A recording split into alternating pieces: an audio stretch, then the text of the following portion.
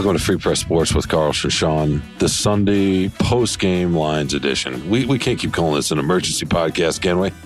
Sure, why not? It's always an emergency. Well, it's always an emergency, right? So, no. The Sunday, how about the special edition Sunday post-game wrap-up? Okay, we'll figure out the name of this later. All you need to know is that I'm here, Shawn Windsor. Carlos Manars is here. I should have put his name first because he's always first. And what was an emergency, maybe, what might have been an emergency if they'd lost Carlos to the Atlanta Falcons. The Lions ended up winning 20-6. They go to 2-1. They go to Green Bay. You will be there on Thursday night, along with half the other Free Press staff, I would imagine, right, to cover the next biggest game of the next 100 years. And they have a chance to go to 3-1. So what did you see today, Carlos, from the Lions, the way they responded after the loss to Seattle last Sunday? Yeah, I mean, it was definitely a bounce-back game. I mean, that's what Dan Campbell mentioned in the post-game press conference, and definitely a defensive. It was the flip. It was the opposite of what we saw against Seattle. This was a defensive game. The defense played really well for the Lions. Pretty much shut down Bijan Robinson. They came up with 7 sacks, 2 from Aiden Hutchinson. Brian Branch, the rookie defensive back, came up big with, I think, 11 tackles, I want to say. And 3 of them for losses. 3 of them for loss. I mean, just a fantastic game, just very solid. They did well. I mean, they did what they needed to do. I think they responded well to Campbell and the coaching staff, imploring them to play better. He called it some undisciplined play last week, and he talked about the team needing to rely on its most reliable players. And I think it showed up. And they really, this game could have kind of gone any way, Shawn, in the second half. And the Lions steadily kept doing what they were doing. They were patient. It wasn't the best offensive execution game, but they stuck with their game plan. And Jahmyr Gibbs played better late on a decisive drive. And this is the kind of game that not as exciting maybe as you want it to be for fans, but they never let the Falcons get too close, and they pulled away and salted it away pretty comfortably. This is what really good teams do. I think, it's hard to always win by that much in the NFL. So give them credit. Good sign. Now they got a really short week before they go to Green Bay, and Green Bay is not looking too bad. They won today against New Orleans, so it should be a pretty good matchup. I didn't see that final score. They came back because they were down early, right, by a couple of touchdowns at least. 17-0, I think, at one point. Yeah. So that's not going to be easy at all. Let's just a few things about this game. First of all, we could start on the other side of the ball, but they were missing a lot of players, right? Some key players. They're starting safeties for one. And Kirby Joseph will be back at some point. Gardner Johnson, C.J. Gardner Johnson, maybe. I mean, they kind of left the door open for late in the season, but he's going to be out for a while, right? So they had Tracy Walker back in there, and I thought he looked fine. He had a couple of 2 chances, I want to say, at picks, but to your point about it started up front, right? It really did. They pressured. I thought they got after Desmond Ridder all game.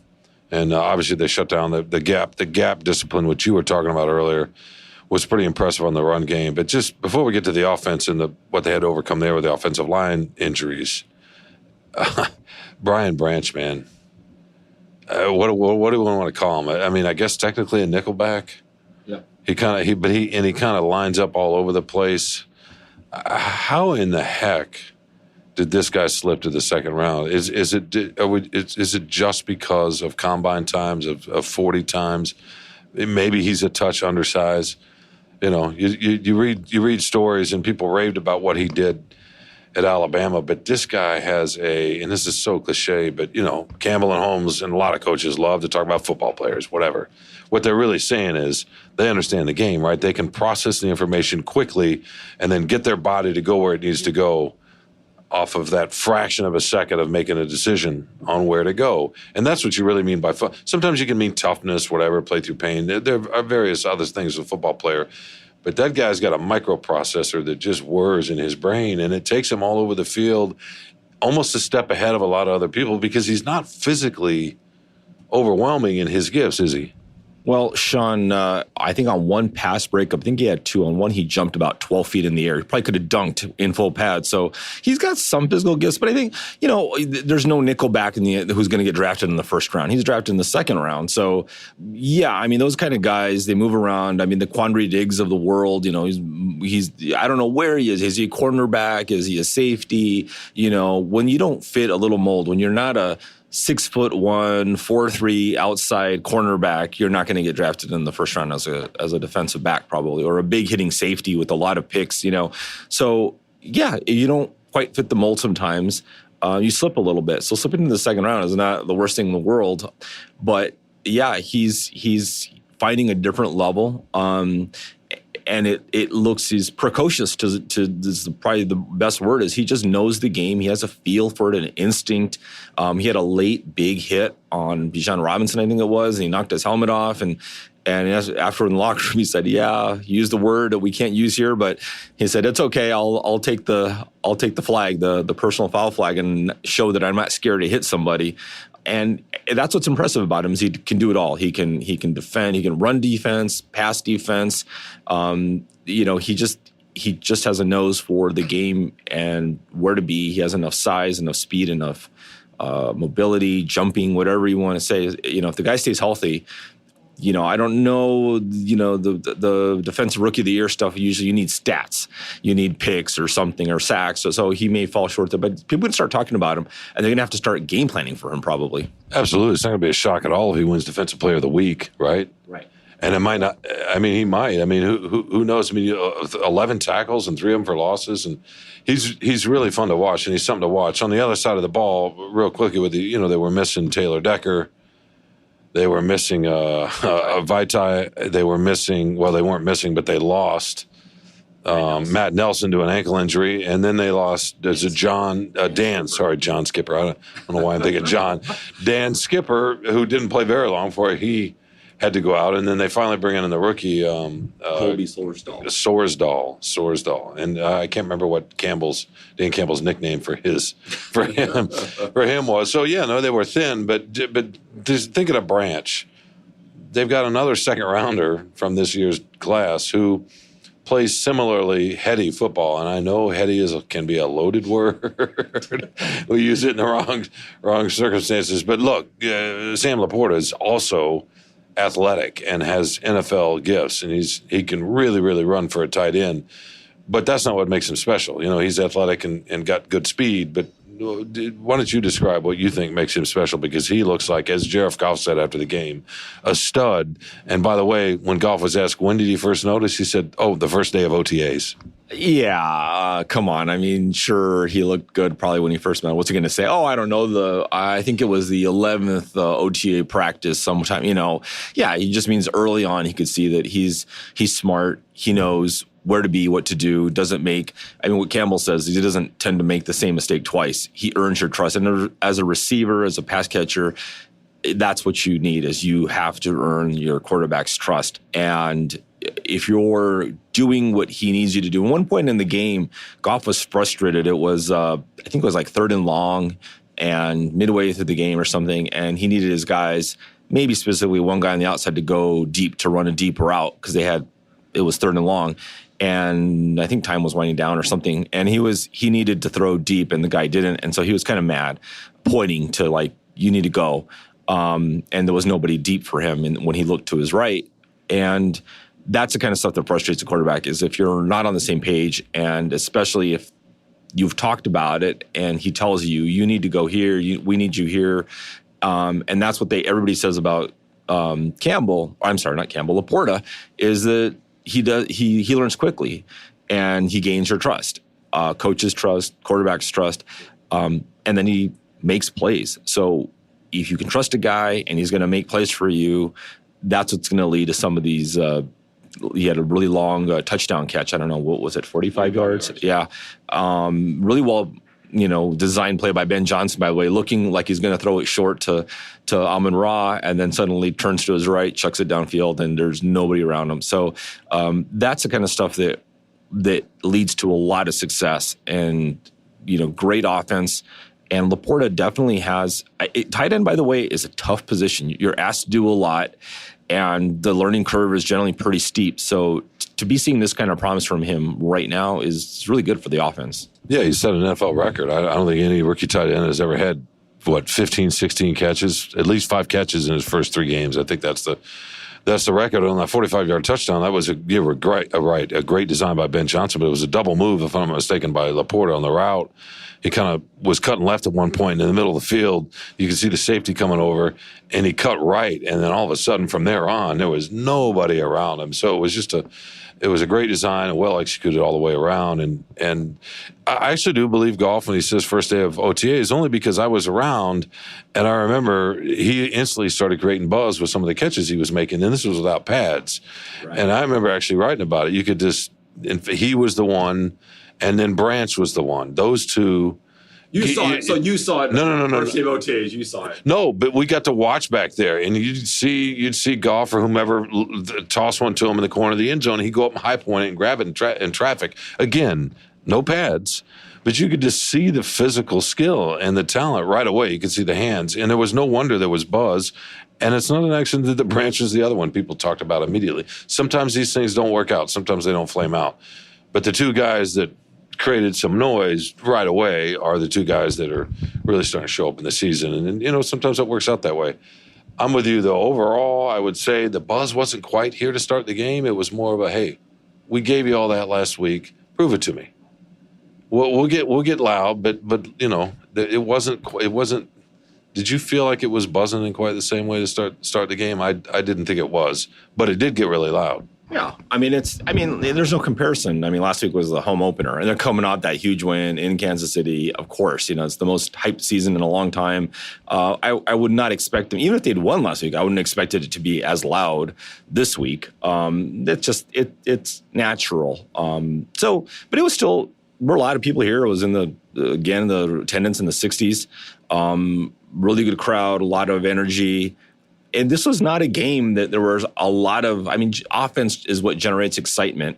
But the defense did play well. And I think that gave the fans a lot of cause to be loud and to cheer and try to disrupt the Falcons. So it had good energy. And I think that's the Lions, and Campbell mentioned it too, is, we had to kind of pay the fans back a little bit for the disappointment last week. So it's good he's aware of that it's not like, hey, we're just in a bubble with him. He said something like, when your ears kind of reverberating, it's really loud, and it got really loud.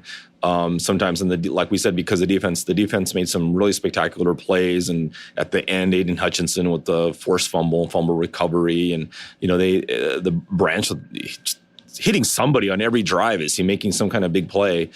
Yeah, and that, by the way, the one distinction in, I think, camp and OTAs and all that was the one thing, the difference between Laporta and Branch is we kept hearing about Branch every single day, every time. You and I, Shawn, were not at every practice, but Burkett was, and with his observations, and every single time he had to mention something about Branch, something that Branch did, and it just was consistent. Laporta played well too, but it wasn't, you didn't hear about highlight after highlight, and it's not always about that, but just you couldn't ignore Branch.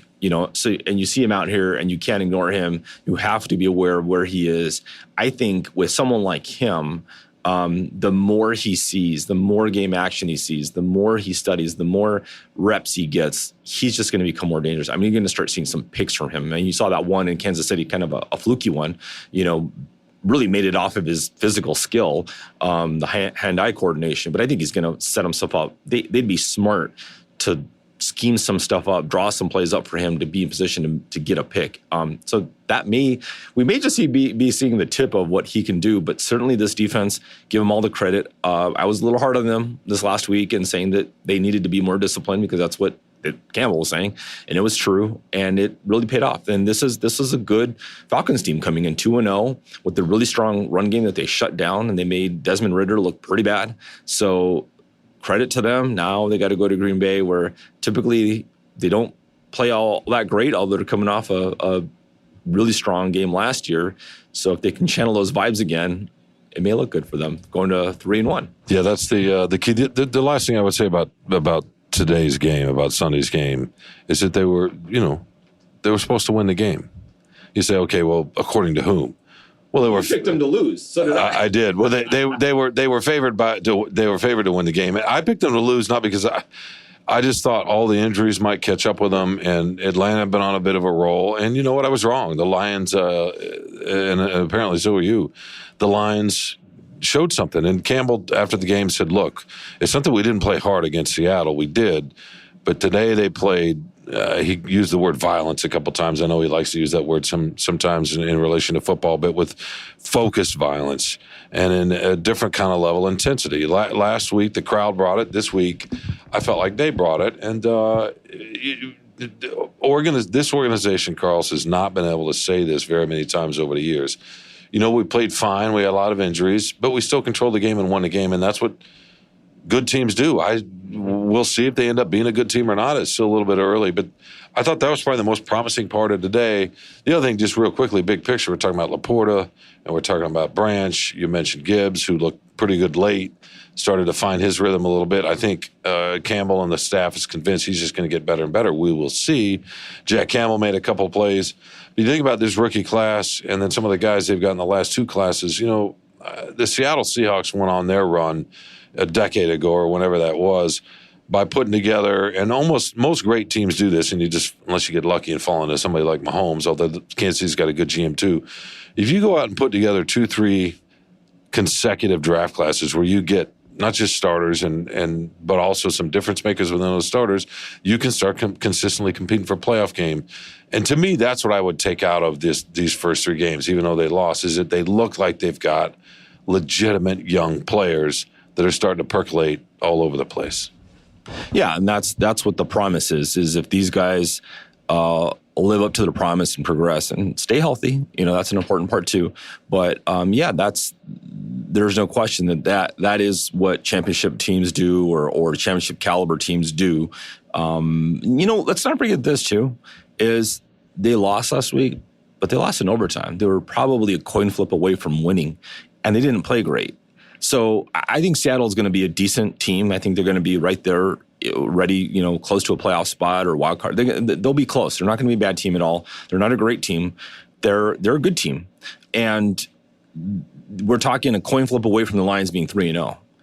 So it's not like they got handled last week against Seattle or whatever. I mean, everybody expected them to win, but they didn't, but not by much. They'd lost by a little bit. So, and they didn't play well. So I think that's the kind of thing where you look at the big picture that way, and there's a lot of promise with this team. And this kind of game, this very, you know, disciplined, let's do it this way, let's stay committed to what we're doing, be physical, fight through the injuries, and still salt that game away and win very comfortably against an undefeated team coming in. That says a lot about this team. I think it says a lot that they screwed up last week and almost won, and it says a lot that they bounced back from that and won easily this week. So they're doing what they're supposed to do. The test will be in Green Bay. That'll be, you know, another primetime game. I don't know. Well, we're going to see. Maybe this team's built for primetime, Shawn. Maybe it's they're supposed to be playing in the lights or something. We'll see how their record continues. But yeah, very positive. And maybe they'll get some. The other thing we can't forget is David Montgomery. That was another thing, is losing him for this game. That run game looked different. You know, Jahmyr Gibbs had, like I said, that one nice series at the end. Otherwise, he wasn't as that run game was different without him. It didn't function the same without Montgomery. So I don't know if he has a thigh bruise, Montgomery. I don't know if he'll be ready to come back this week. But that's a little bit of a concern, is what can they do? Campbell seemed encouraged that Gibbs will feel his way through it more as he gets more reps, because he hasn't been the lead back, but he had to be this week. That could be true, but we'll have to see how he progresses, because they do need to rely on the run game a little bit more, I think, to help their offense. No, I agree completely. I mean, the offensive line being banged up, I don't think helps either. With Gibbs, Montgomery might be able to overcome a little bit more of that himself, just because of the style. And I'll be curious to see what they do with Gibbs. You know, I wrote this in my instant column that Gibbs, they've slow rolled him out with the number of snaps he's played, and now that Montgomery's gone, that also hinders a little bit how they want to use him. In fact, every time he tried to leak out of the backfield as a route runner from the running back position today, Atlanta was smart. They came up and jammed him because they can do that, or just hit him because you can do that, because the running back is going to go block. You're not allowed to do that the same way. You can jam a receiver at the line, but it's not quite the same. You can't just get a running start and go hit the receiver like you could Gibbs today. And that was a smart play on Atlanta. But anyway, when Montgomery comes back, I think that will allow Ben Johnson and company to feel and sort of experiment and figure out where they can use him and get the ball in space a little bit more. A football cliche, but we'll see. Yeah, Thursday night at Green Bay, my man Carlos Menares will be there. Dave Burkett will be there. I think Jeff Seidel will be there. So we should have y'all covered. To me, it's a big game. It's a chance for them to go to 3-1. It's been a while since they've started 3-1. That will feel a lot different than 2-2, right? Now it's a road game, and Green Bay's shown themselves to be kind of tricky so far, even without Aaron Rodgers. But no, go get that game, and now you're smoking diesel. Yeah, it's a division game. So it's a big matchup. It's a chance for them to put a win up in the division count standing. So, and it's a primetime game. So it's fun to see how they're going to respond. And I think this will be their third straight primetime game if they're going to win it. So they've won two of their last, right? They won last year in Green Bay, season ender, and then they won the season opener in primetime. So maybe they're just a primetime. Maybe we can start calling them Team Prime now. How about that? Team Prime. I love it. All right. For Carlos Menares, this is Shawn Windsor with a Sunday night edition of Detroit Free Press Sports with, God, do I have to say our names again? Carlos and Shawn. Check out freep.com for all the coverage from all the folks that are at Ford Field, bringing every little item you ever want to know about the Lions, and then more. And Carlos's opinions, of course, which matter more than anybody else's. All right, we will talk to y'all later this week.